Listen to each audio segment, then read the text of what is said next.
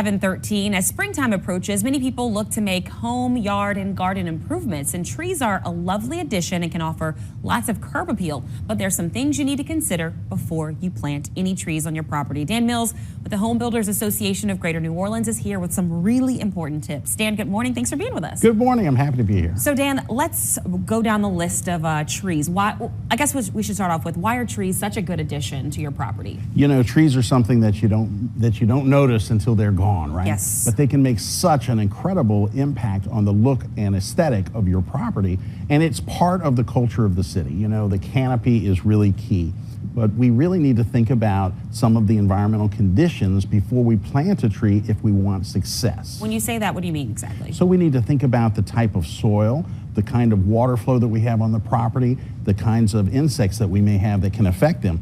So it's really key to use native trees, and so we have some great ones down here. You know, the live oak is amazing. The bald cypress is one that we can put in.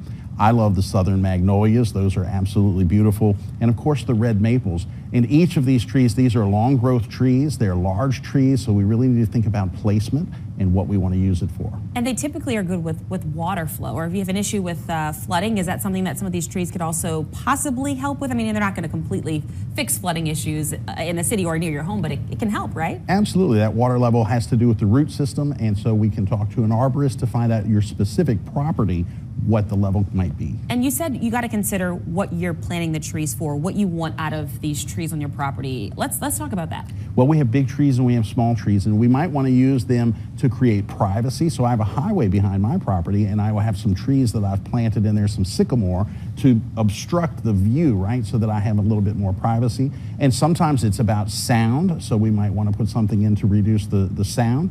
We might want to think about shade on the home, which can reduce our energy costs as well. So we have some local fast-growing trees like the sycamore that I use, or the sweet gum tree is a really beautiful tree that can grow relatively quickly. River birch is also another one that grows very fast and can provide a lot of shade for us.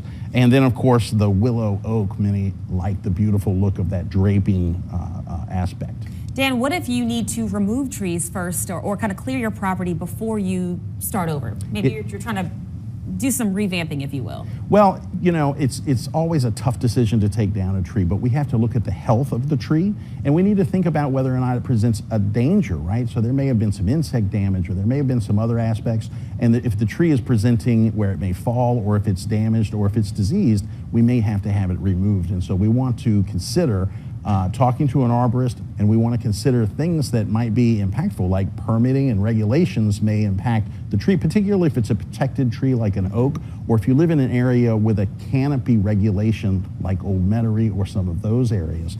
So those are very important. We always want to think about the utility lines that may be around the tree, and of course don't try to take down a large tree on your own. It can be dangerous to your property, for the neighbors, and it can be very difficult and dangerous.